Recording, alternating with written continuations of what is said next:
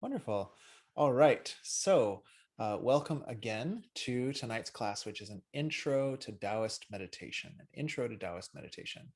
And what that means or why we're doing that is I believe, in case you've caught some of the marketing material that I've been putting out lately, it's marketing material, but I always like that philosophy of marketing, which really stokes out my Buddhist roots, which is like it's marketing, but actually you're just trying to teach people stuff for free.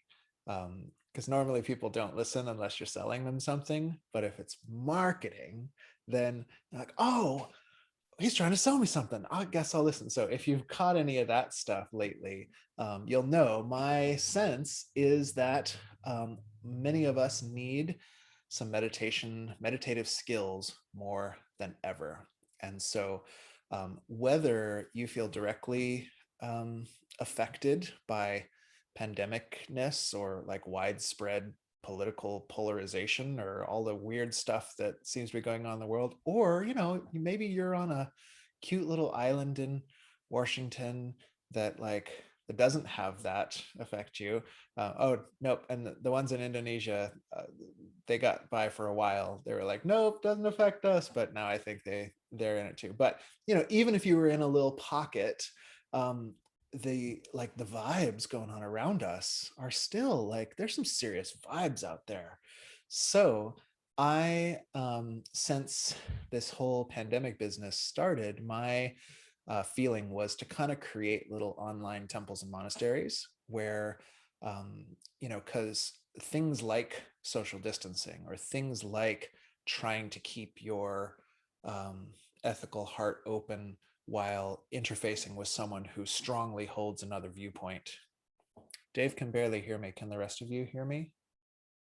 Okay, everybody else can hear me. So Dave, turn up your volume. Um, Trying to keep an open heart in the face of someone strongly holding another viewpoint. Like, we need the skills that come out of these temple, monastic, meditative kind of trainings. And some of you have gotten those from some places, but a lot of folks, the culture at large, doesn't really seem to provide those. It's like, so when society is forcing you to be empathetic or forcing you to be introverted, if we haven't been cultivating the skills of introversion and empathy, then that can be difficult. So my goal for the last year and a half really has been to kind of like make some little online oases to help us train in some of these skills that allow us to restore ourselves and to be able to take that time inside while, these things are closed, whatever. Well, great. Now you get an excuse to do a meditation retreat. So uh, that, and some of us are dealing with just the same old lives. You don't get an excuse for a meditation retreat. You got to go to work and you got to take care of the kids. But the world around you has just been ratcheted up to like 50% more stressful. And so we need some of these self-regulation tools so that we can bring that much more peace and harmony from within to a world that's bringing that much more stress. So that's the motivation, the intention behind this class tonight. So let's dive in. Okay, first the history lesson. It's going to be very short because I told you it would be. So Taoism is obviously the ism is an English suffix, right? Um, Classically they have Dao Jia and Dao Jiao. But basically what we call Taoism is the indigenous religion of China that grew over thousands and thousands of years into various forms of religion, philosophical system, and also systems of meditation, medicine, and movement and health practices. So when you say Taoism, I always I'm always waiting for someone to come up and contradict me because they can, because it means a whole bunch of different stuff. Um, Historically, long, long ago, um, around the what they call the axial periods. So there's this period when like Socrates and Pythagoras and Jesus and the Buddha were all around writing stuff down, or maybe they were mythological characters, but the stuff with their names on it got written down.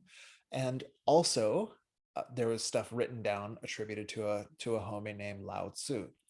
So Lao Tzu is considered to be the founder of Taoism because this very famous book called the Tao Te Ching was written down around this axial period. We Buddhists like Lao Tzu. No, wait, yes. We Taoist Buddhists like myself. I'm a weird hybrid.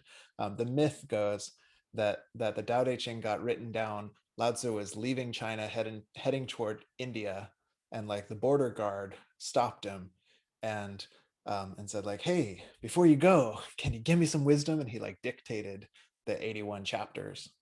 Chapter 1 says you can't talk about the Tao, but then he dictated 80 more chapters where he talked about the Tao. Anyway, before he leaves, the border guard is like, "So where are you headed?" And he's going, "Oh, I'm off to India to incarnate as a guy named Buddha to go teach the Indians." So it's this cute kind of notion. So for philosophers, some would consider that the beginning of Taoism, because you see the real written down books of Taoist philosophy follow after that. There's the Lao Tzu, and then after that you get the Zhuangzi, and then sometime after that you get the Huahu Jing, and you get the Liangzi, and all of these philosophical texts associated with Taoism. But before that, the schools of Chinese medicine, the proto medicine, Chinese medicine texts already begin to be seen. And these have to do with the other aspects of Taoism, which are relating to like the natural elements. These are the texts that present like, oh, the 5 great elemental energies or movements of life force, how to work with your meridians, how to do massage on yourself or another to help regulate illness. So some historians believe that in the prehistory of China, the indigenous, well, there I think we can say shamanic practices because some of it was Mongolian. That's a Mongolian word, right? So we're not appropriating when we say shamanism. Some of it was actual shamanism this time. But in this big prehistory, you get toward around 4,000 years, like 2000 BC, up to 500 BC, and they call it Huang Lao Taoism. This is that some historians talk about, which means Huang, meaning the yellow emperor, which is who most of these medical texts were attributed to, and then Lao Tzu, which is who most of the philosophical Taoist texts were attributed to. So when we say Taoism, you could be saying like maybe an easy way to say it would be the recipients of the indigenous spirituality of China, the recipients of the indigenous spirituality of China. So you have Huanglao Taoism, that historically they say grew into a period which is named after these practitioners who are called Fang Shi, which means masters of recipes, masters of recipes. And these were, as far as the histories I've read, these were like village witch doctors, basically. And being a witch, but not a doctor, I can tell you that has its pros and cons, right? Because you know, have you heard this derogatory term, snake oil salesman? Right? You've all heard this. Okay, well, snake oil salesman, in case you haven't heard that, means like, oh yeah, you're selling people stuff that doesn't have any active ingredients, doesn't do anything. You know, snakes are full of omega-3 fatty acids. And in modern Chinese medicine, some of it quite evidence-based, the constituents in different animals are used for things like rheumatism, arthritic complaints, inflammation. A lot of the time, the medicines with snakes in them are used for what we would call damp and damp heat conditions. And these are conditions of inflammation. Well, that's exactly what high doses of omega-3 fatty acids are meant to address. We know this quite well. You can read the omega zone book, or if you want to diet about it or something like that. And so this is just a tangent, a rant that I have to do, that when you call somebody a snake oil salesman, you're probably calling them a salesman of something that actually works, but goes so far outside the mainstream that we develop propaganda campaigns against them. And at the same time, these village wizards would also like play into magical thinking. You know, like there is a certain degree of power in faith healing because of placebos. And we may, the evidence is still out. There hasn't really been a lot of good large scale studies on things like energetic healing, Qigong healing. There's a lot of info from Chinese universities, but the Western universities, it doesn't quite meet their standards. And then the stuff we've done in the West, because probably it wouldn't make you much money if you proved that it was true. Nobody's funded a giant Qigong study like the numbers they got for these vaccine trials. Like, well, great, right? You know, no problem. And like nobody's proposing medical Qigong as the answer to the COVID crisis or something like that. But it's like to get studies done with large amounts of people, you have to have a bunch of money involved. So we don't know. The jury is out.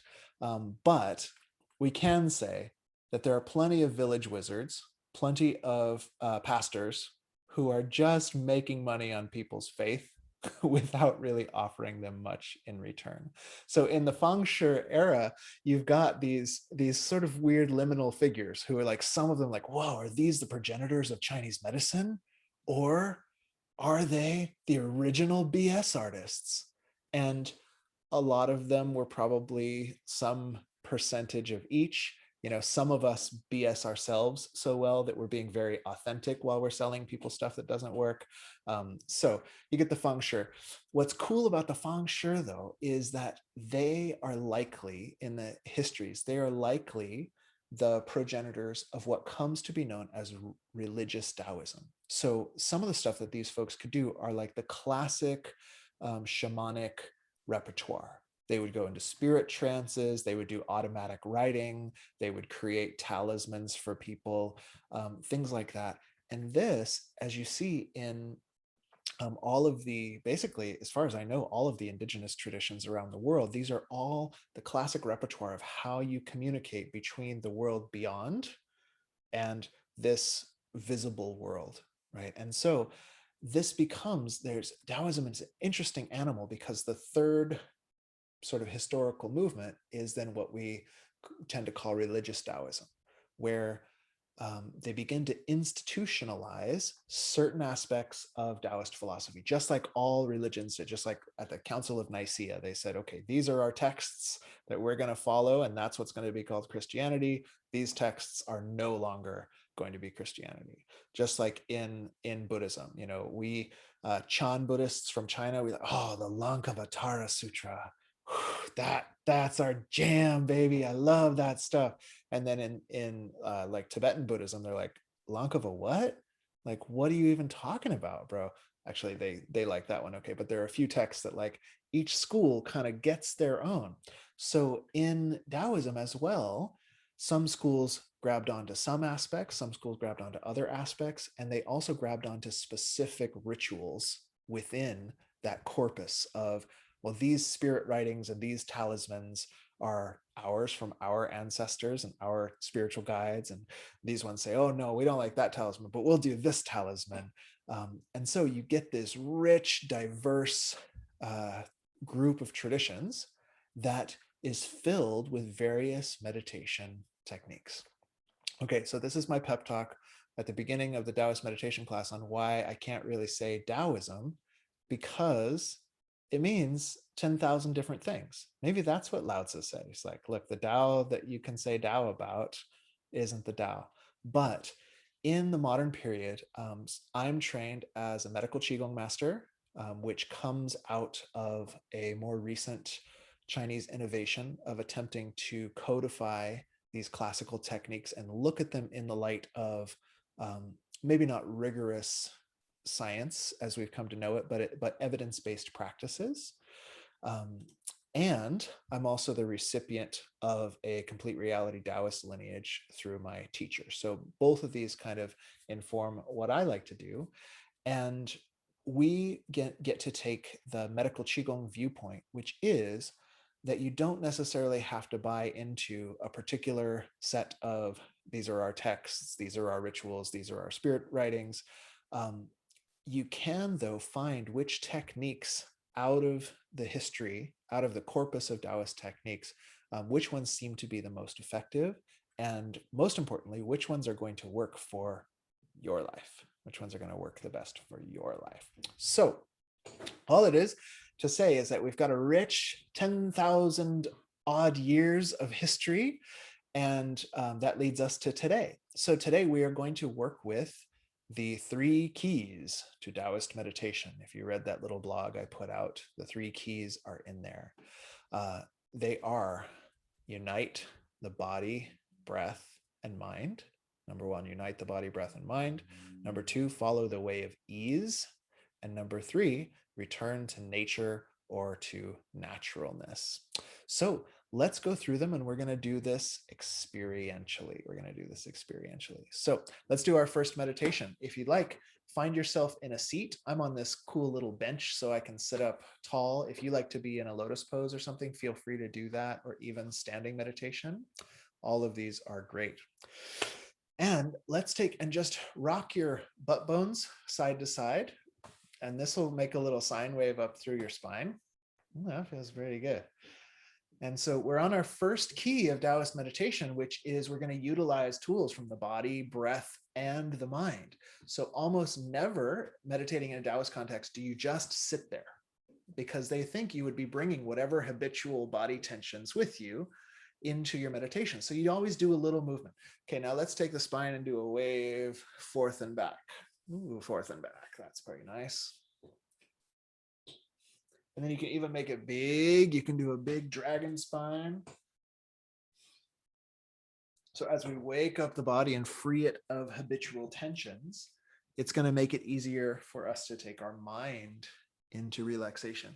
Okay, one more. Turn toward one side and do a big dragon spine over your leg. And then turn toward the other side and do a big dragon spine over your leg.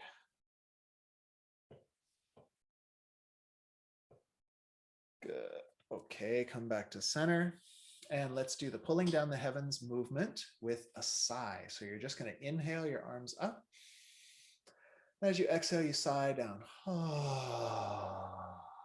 You can kind of imagine that vibration just like washes through your body, washes out tension. Again, inhale.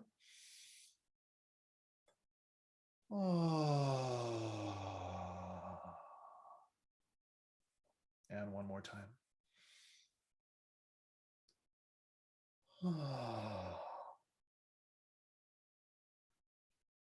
Okay, sitting into your relaxed meditation posture. Take a moment, just notice your body. Notice the feelings in your body. We're not trying to change anything. This is just a very brief mindfulness meditation.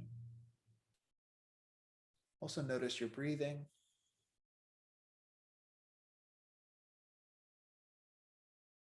And notice your mind.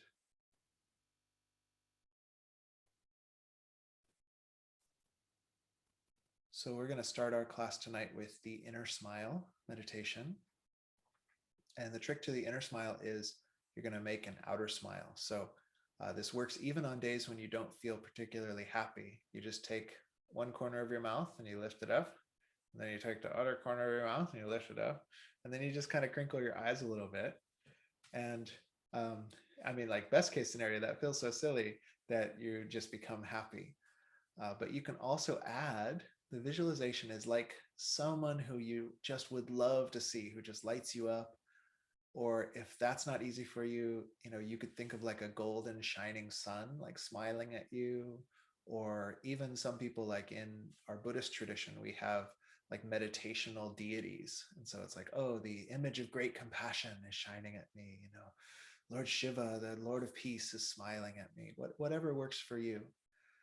And you want to imagine that that light, that radiance that lights up your face, it's like it's beaming to you, and you imagine that it relaxes all your face muscles. And like you could send that smile into your eyes and your ears and your nose. And then finally into your tongue. And we go in this classic order from Chinese medicine. So you imagine you send that smile down your tongue, just like you were smiling at a friend or a really cute dog or cat or something like wholesome. And you feel this follows this meridian as it goes down your tongue. You're going to follow a meridian that goes down into your heart. Just smile to your heart, like you could give that love and welcome and compassion into your own heart.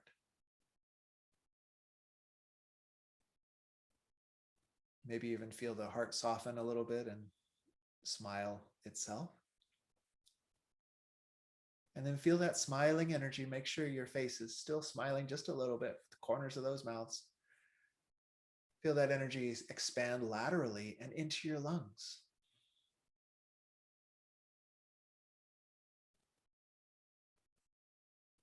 And again, just sending that welcoming, open-hearted presence into your lungs. And then from the lungs, you're going to smile down into your back body and into your kidneys, which are just underneath the ribs and back.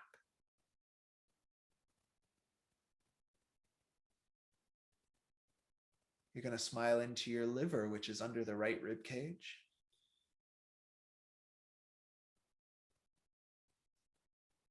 You're going to smile across into your stomach and your pancreas and spleen, which are under the left rib cage.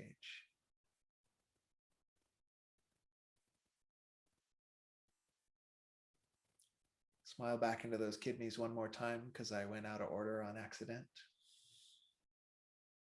And then smile all the way down through the belly and into the reproductive organs.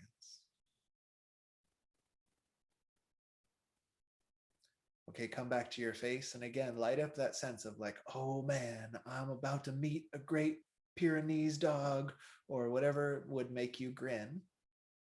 And just feel that sense like this is a self-created sense of joy and gratitude. And bring it into your face and then gather some saliva in your mouth. And you're going to swallow slightly and use that sensation to smile down through your esophagus. So just feel like, oh, down the esophagus and into your stomach. And then from your stomach into your small intestine, which just fills up all the middle of your abdomen. And then into the large intestine, which rises up the right side, across from right to left under the ribs, and then down the left side. And then out through the colon. Just imagine like you can just like let go of any stagnation or tension from the body, like it goes down into the earth, like a compost. Okay, we got one more track. So again, light up your face. It's like somebody you'd like to hug was just showing up, or the divine was shining light at you. It comes in through your face. And then smile that into your brain. And just feel as if this smiling, relaxing, grateful energy goes into your brain, balances it, all the way into the back, into your brain stem, and then down through the spinal cord, out through all the nerves until this smiling energy is filling up your entire body. You smiled into all of your organs. There's this smile flowing through your circulatory system and your nervous system. And then just gathering that energy in your lower belly, like you could create a little sense of warmth underneath your belly button. Letting that go. We'll take a few deep breaths and let them out with a sigh.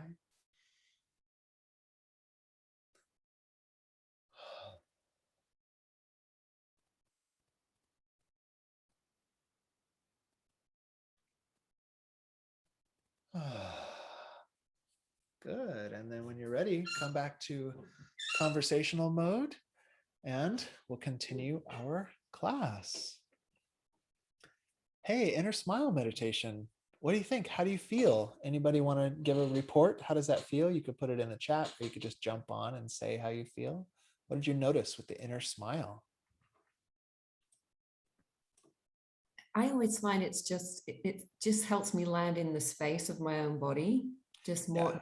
It's deepening, and especially if I've been rushing around a lot or I've just got on and it's just like I'm not quite landed. Yeah. It just feels really beautiful. Like, oh yeah, that's right, I'm here. Yeah, it's quite grounding. Yeah. And the smile seems to add something, because you can do mindfulness meditation like with a body scan. But I Mhm. love this kind of Taoist notion. You do a body scan, but with compassion, like with gratitude and that sense of ease. And for me, it's just a little quicker. Like I can body scan for 20 minutes and not be quite grounded yet, but I do the inner smile and it's quick and easy. So I like that. Thank you for sharing that.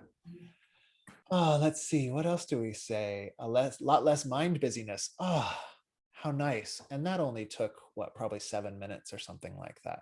So we just go through and it just takes it down a notch. Warmth and a gentle, easy joy. Wonderful. Yes. And we have blissful. Anything else to report or any questions on that meditation before I tell you things about it and then we move on? What do you think? Okay, well, if you have questions, we'll have more time at the end. So don't worry, you're not losing your only chance. So this is our first principle that we are going to unite the body, the breath, and the mind. So in this practice, and I actually wrote about this in that blog that I sent out, which is the body method is when you lift these things and crinkle these things. Oh, that's the body method. Why? Well, in this case, your brain actually, when you smile, your brain thinks you're happy, whether you're happy or not. It's super weird. There's research, where they've made people fill out a questionnaire and they like make them um, questionnaire like this. And the ones who have to hold the pencil in their teeth fill out the questionnaire as if they're happier, like as if they are people with greater emotional well-being than the ones without a pencil in their teeth. So, this is a total trip. In Taoism, we present this as um, moving certain meridians, activating certain vital energies.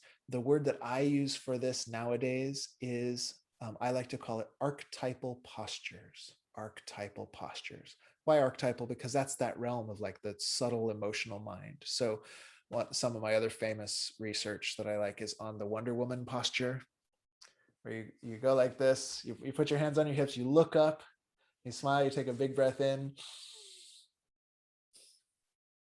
Oh, that was pretty good. And there's a lot of research on this about like instilling confidence, groundedness, presence, power. What's the author's name? Amy Cuddy, I believe it was. She's got a TED talk on this. And so when we put the body in certain postures, it affects our mind. It affects, like, we think we're happy, we think we're powerful. Same thing, if your body's stuck in a posture like this, you think you're disempowered, whether you are or aren't, right? So first principle of Taoist meditation, we also did a breath. We did that, which sort of tells your brain, right? Like, when do we sigh? Oh, it's like you just finished an arduous task and you're like, done. So we're like tricking our brain into going like, hey, relax, buddy, you did it. Wow.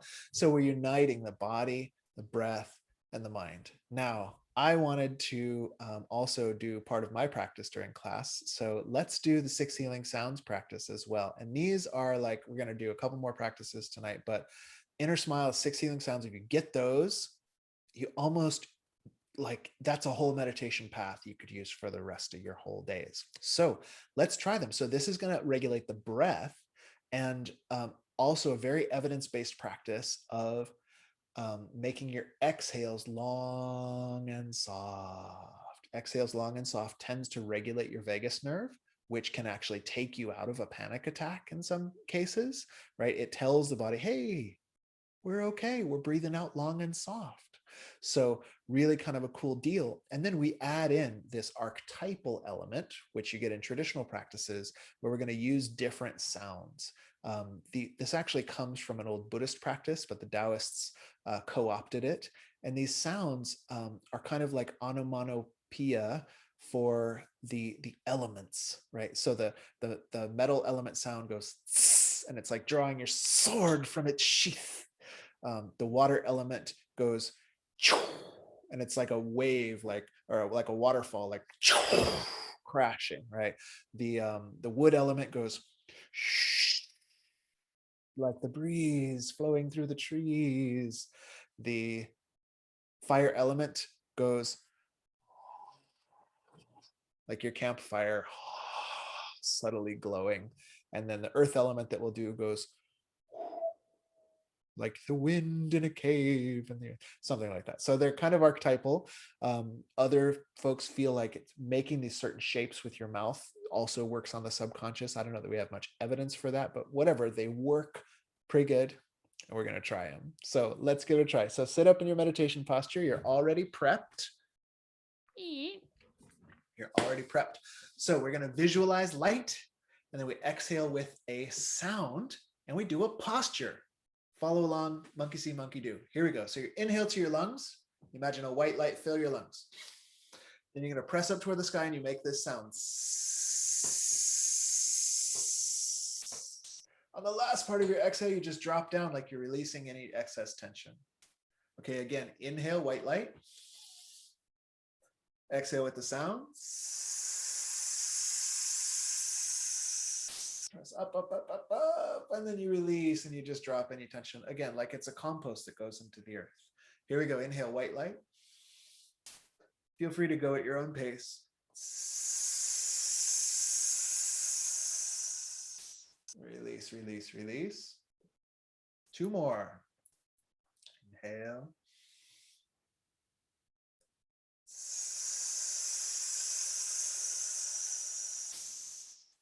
And release. And one more time. Inhale that white energy. Try to imagine that vibration happening inside your lungs. It just vibrates out any tension, and then you just release that down into the earth. Okay, the second one is for your kidneys, which are right under your rib cage here in the back. And the posture is we're going to round our back. This is one time you get to disobey your yoga teacher and like round your back. Oh no. And the reason for this is as we breathe in with our back rounded, the breath is going to massage these kidneys. It's actually going to push into your back. So that's what we want. So you hold this posture, you inhale, and you're going to visualize a blue light filling up those kidneys. So let's inhale that blue light. You exhale with that waterfall sound. And then again, you inhale that blue light. And you just imagine releasing any tension with that breath.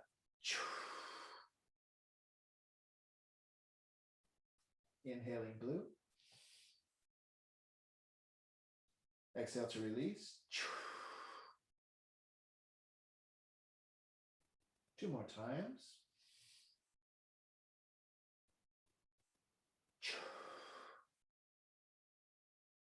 Last time, inhale that blue energy. Try to imagine it vibrating those kidneys as you make the sound. Release and let go. Sit on up. The third one is for your liver, which is under your right rib cage. So find your right rib cage. I'll be doing this kind of backwards in the mirror here. It won't look like a mirror. So what you're going to do is interlace your hands. And the sound is shoe, like tie your shoe, but you're whispering it. So tie your shoe. And you're going to inhale a green color, like a fresh green into that liver. Bend to your left so you stretch your right side open and make the sound. Shh. Good. Inhale that fresh, fresh green.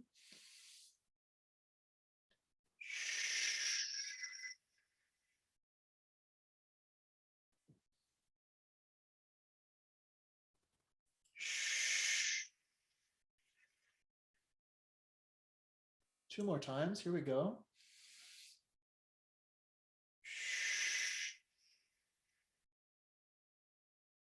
One more time. And again, just like before, try to feel the vibration happen in your liver.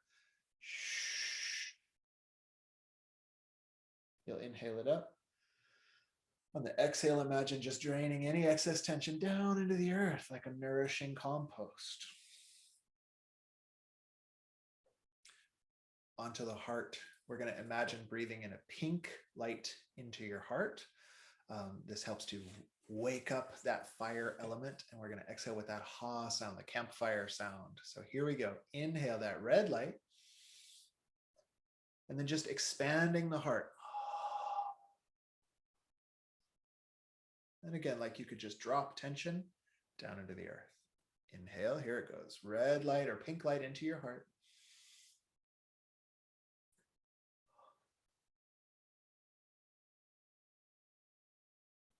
And releasing. Like these sounds are like massaging you inside so you can release tensions.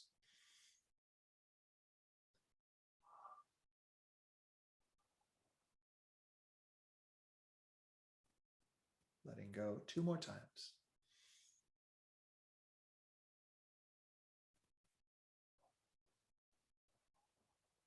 Imagining that vibration happening in the heart itself, like it's just getting more and more relaxed.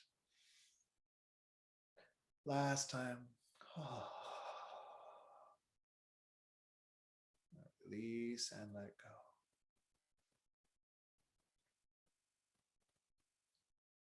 Okay, the last one is going to be for our spleen, which is under the left side. It actually includes your spleen and your pancreas. So just feel that whole area under that left rib cage.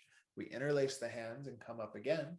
You're going to visualize a gold and yellow color fill up that area. Then you bend to your right to stretch your left, and you say the sound hu. So inhale and imagine that gold and yellow. Exhale, bend to the right, make the sound hu. Inhale the gold and yellow.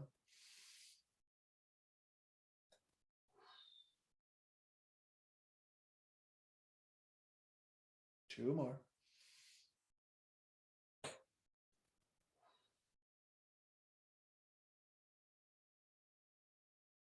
And one more.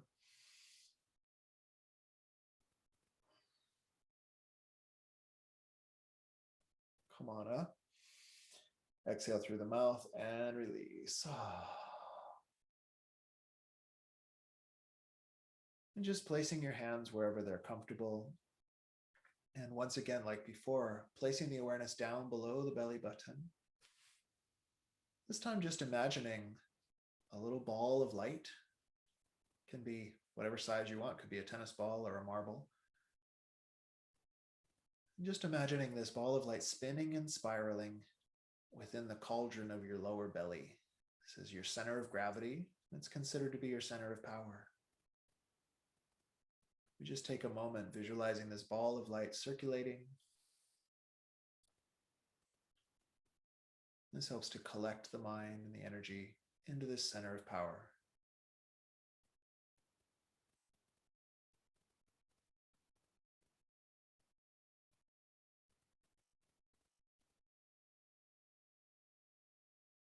Okay, let's deepen the breath again. Maybe take another of those sighs. We'll come back to the conversation when you're ready. All right, well, that was another 7 minutes of heaven there. So how's that feel? Delicious? What do you say? Pretty good stuff, right? So, it can be a little funny. I don't teach this when I just say meditation. It's when, well, if you came for the Daoist meditation, we're going to be making strange human noises. But you've at least got this kind of evidence-based practice of we're regulating the breath with those soft, long exhales. And this is telling our nervous system to calm.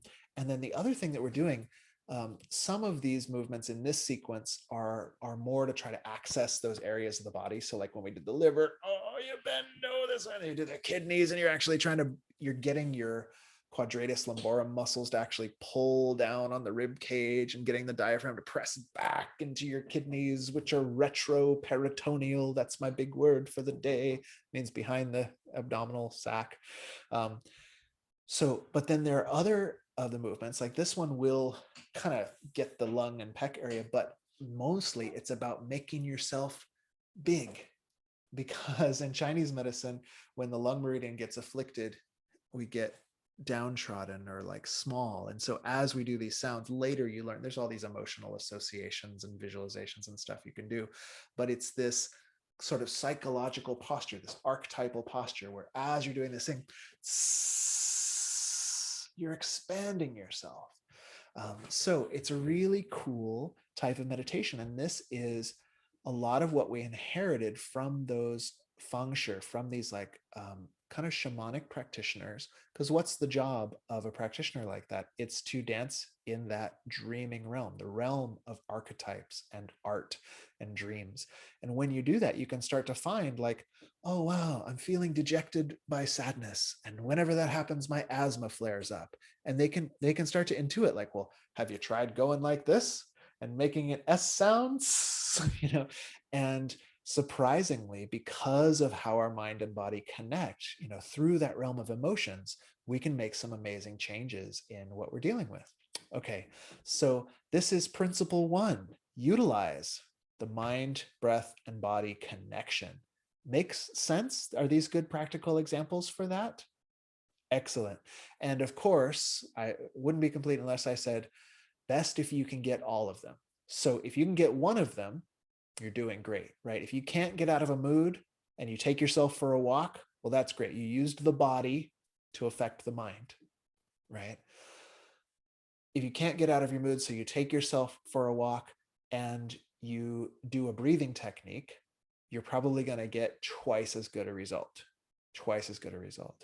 And if you walk yourself down to Mrs. Smith's house because she needs her firewood stacked, then you're invoking this compassionate mental quality as well. And you probably won't have a bad mood like for another 3 weeks if you stack all of those together. So similarly in these practices, we are stacking the mental intention of like, well, we're visualizing lights. And then later you put in these kind of like different intentionalities in there. Then we make a posture and then we do the breath. And when you get that whole stack, the idea in these non-dual traditions, or I would call yogic traditions, is like in the Tibetan tantric yogas that I was trained in, they say you always use inner and outer methods combined. Well, why? Well, because we want to help people as best we can. So we want the most results as fast as we can. I want to optimize this system without waiting around for my body scan. I mean, don't get me wrong, body scan's a pretty good method, but if you could speed the process up, they're into that. They're like, oh yeah, do some yoga first. And you might notice like you can drop into those states a little bit more rapidly. Okay, moving on, or else I'll talk your ear off all night. So what's principle 2? Follow the way of ease. Follow the way of ease. So some of you noticed, are we feeling like more and more relaxed as our evening together goes on? That's my hope. Excellent. So notice I didn't have to tell you like, okay, now calm down. Now if you're thinking those intrusive thoughts, stop it. Like there's actually very little in the Taoist meditative corpus where you have to go, stop it. Stop being the way you're being and be a different way. So instead, it's follow the way of ease. And this does bring up, oh, I won't even get into the ball of wax, of like, yeah, but what if I do want to change my behavior? To put it simply, it's we want to try to work with ourselves as we are. So even if I do want to change my behavior, it's like when I had to learn to quit smoking. I realized that every time I said to myself, quit smoking, I had to bring up a cigarette and then draw an X through it. And by the time I had done that, I really, really wanted a cigarette. Similarly, my experience, anytime I've tried to go on a diet, the first stage is always terrible because you start thinking about all the foods that you're not supposed to have. And then it's like, oh man, do I want those foods? Okay, that's not Taoist meditation. That's not Taoist meditation. Taoist meditation on not smoking would be think about taking big breaths of air on a mountaintop. Think about living an extra 10 years with your family. Think about do your Qigong and revel in the work of your lungs. And you may also need to incorporate some other tactics, but it's actually, it's using the way your mind works. that the mind doesn't have a negative. It only has bringing up a thing and putting an X through it, right? So similarly, when we meditate, we almost never are going to sit down and go like, okay, now stop thinking. Because what's that? That's a thought, right? And it's a thought about thinking. Um, so it makes our lives harder. Instead, we are going to try to, according to the Taoist philosophy, your mind wants to relax, and we've just gotten out of the habit of it.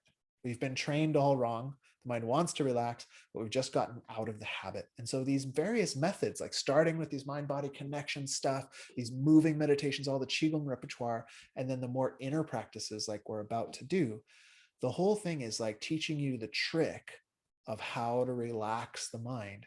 And then once it's relaxed, the mind isn't giving rise to extraneous thoughts or negative emotions or things like this. It's similar to my job as a massage therapist, right?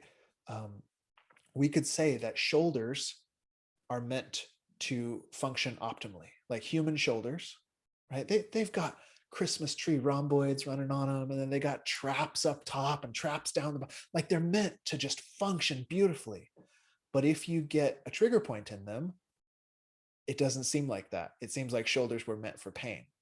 My job as the massage therapist was never to like, try to make the shoulders do something other than their nature, but it's to know that when you press on that trigger point, it allows the thing to relax, and then the shoulder can return back to its default settings. So this is what we're doing in Taoist meditation. Is basically we're learning methods to bring yourself back to default settings.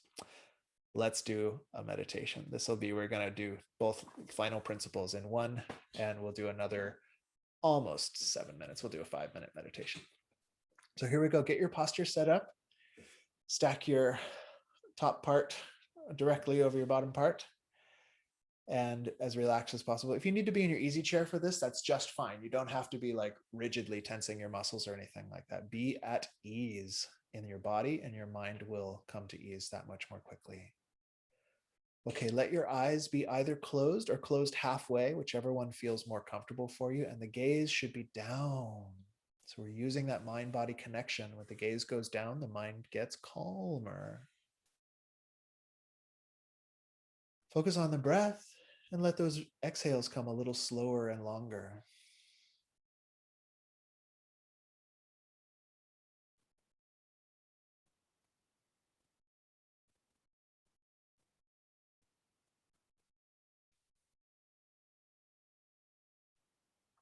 Okay, and we'll do a practice of relaxation, which is by using this internal mantra on the exhaled breath.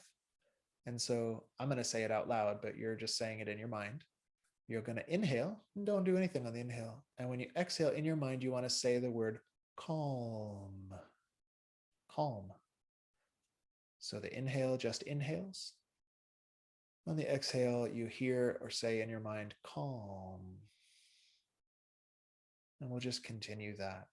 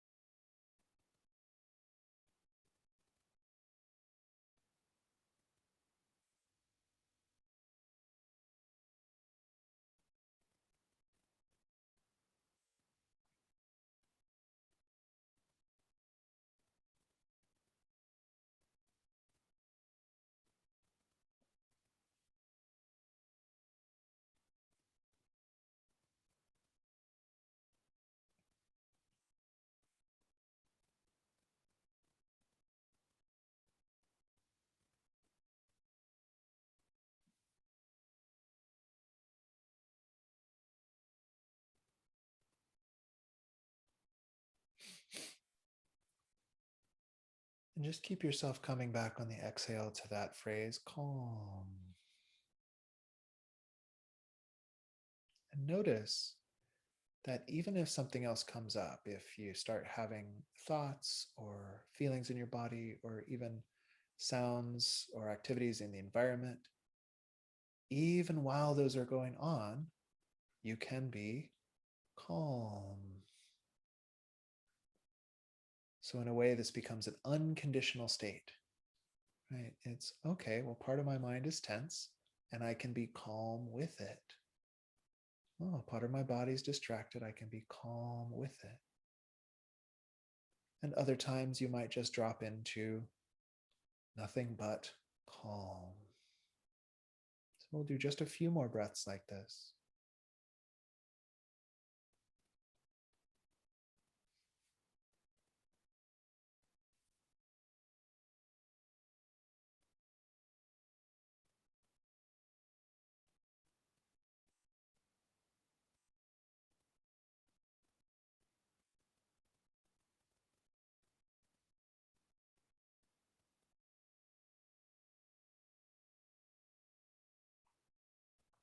Good. And then staying in your meditation posture with your eyes closed or half closed. Let go of that breath and just notice. Just be with noticing whatever's going on inside and outside of you.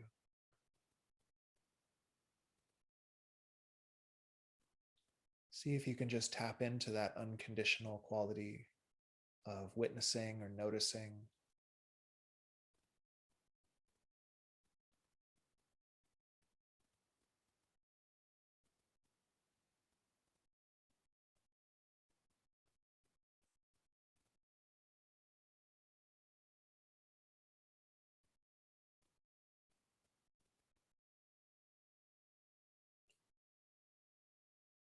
And letting that go. Deepen the breath a little bit. Invite the mind to drift back up from any deep states that it might have gone into, back toward a more conversational level. And we'll finish with that same movement we started with, the pulling down the heavens using the sighing mantra. So when you're ready, let's inhale, the hands will come up. And as you exhale, just sigh it down. Two more times. One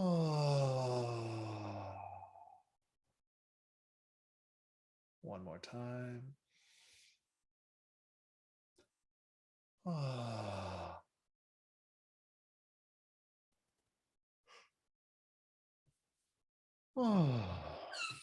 All right. Groovy, groovy. Okay, feel good? What do you think? What did you notice? Anything to report? Do you feel calm? Yeah, cool. So this is a nice one because it's the idea of following the way of ease, right? So we're not putting our body in a rigid position. We've got the idea, oh, when the body relaxes, the mind can also start to relax. We're not trying to tell the mind, be other than you are. We're not going like, hey, mind, oh, you're too busy. Quiet down. Have you ever tried that meditation? It's freaking awful. Like the mind doesn't quiet down and now you're at odds with yourself. So I don't recommend. I mean, you can try it if you'd like. I served my time, so I won't be doing any more of that. But on the other hand, your mind can be going, oh, what about Biden's new thing about this thing? And what about that and this? And I got a plan for the trip. And meanwhile, you can be going, calm. And there's no conflict between those. And what we'll often find is that when we stop the conflict with the whirling thoughts, that's when they begin to settle down. Did anyone notice, it worked for me again this time, that at the end you can kind of naturally just drop into this state of, you could call witnessing or noticing. Um, so this in Taoism, that's our last principle of the way of nature. And I've really been stoked on this language since I taught a little Tai Chi workshop for a friend's bodywork training course. She likes to bring in other Qigong and Tai Chi folks to teach a movement. And we did this, hour of Tai Chi, and we're like out in the garden and we stopped. And then all of a sudden it was just like, it's just trees and hawks and it's just like, usually it takes about 3 days of camping for a lot of us to get there. The city finally falls off of you and you're like, oh crap, there's just a mountain there. Wow. um, what I've found is that often through these practices we can get to that spot of just being with nature in that example. But this is also what in Taoism and also in like the Himalayan traditions, they call your natural state, your natural state. So we could think of this as a homecoming meditation. In classical Taoism, they call it sitting and forgetting. What am I? You're not forgetting your shopping list. You're not forgetting how to drive a manual transmission. You're not forgetting your login information. You are forgetting to have a stressed out confrontational attitude toward life from the illusion of claustrophobic separation, right? And the more and more often we can forget that, the more likely we can make like the Sufis do, and we can remember who we really are and what's really going on around us. So this is just a quick jaunt through the 3 keys of Daoist meditation. Hopefully you've gotten some tools out of this quick class that you can take into your life. The archive of this will be up on my YouTube channel so that you can watch this again if you'd like to do those practices. At New Year's, I will once again open up the alchemical immersion, which is a 108-day training where we go through all of these Qigongs in depth. And the coolest part is that it's free.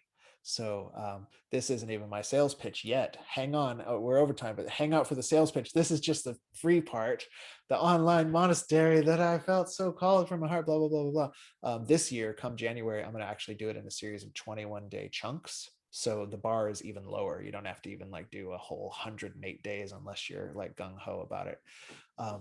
But so you can learn it there. Coming up soon, I'll be releasing a seasonal Qigong for common complaints for the fall. So we'll be working with the lung meridian, the spleen meridian, the kidney meridian, working on allergies and immune system and asthma kind of stuff. Really cool. And the real sales pitch, you'll get an email about this later. I learned how to make pipelines a couple months ago, is for our Taoist retreat that's coming up at the end of the month. And this is an online retreat this year. So that kind of makes it easy. And last year we did it, I was super surprised at how deep we were able to go. Didn't know what to expect. I made it in a Tibetan model where they practice at 4 times a day. So you could like get online and then get offline and go hug a tree or something. And it was ridiculous how deep the meditations were for us meeting in that strange new format. So that's what I want to invite you to. That's happening the 24th through the 27th on this magical inner web. And we'll be going in depth into these practices as well as the next level of Taoist practices, which are things called Dantian meditation, which are using these different power centers in the body. The microcosmic orbit, which is using meditation along energy meridians. And we'll be learning a very cool Qigong set called the Seated 8 Brocades Qigong, which is not the same as the Standing 8 Brocades Qigong. It's a set that's actually designed for meditators, for leading the mind deeper inward for meditation. The whole thing is about deepening meditation. It's happening in the fall when the Taoist felt energies are all going within. And you'll get a link sent to you about that. And I'll be blowing up my weekly newsletter in case you stay subscribed to that. But otherwise, come to that. If you want to go deeper, watch this video again. If you want to go deeper also in a more shallow way of going deeper, I guess, something like that. And that's all I have to present to you, but I do have another couple minutes in case you want to ask any questions. But for those who need to go, I will officially say thank you for being here. Bless your path and all of your ways until we meet again.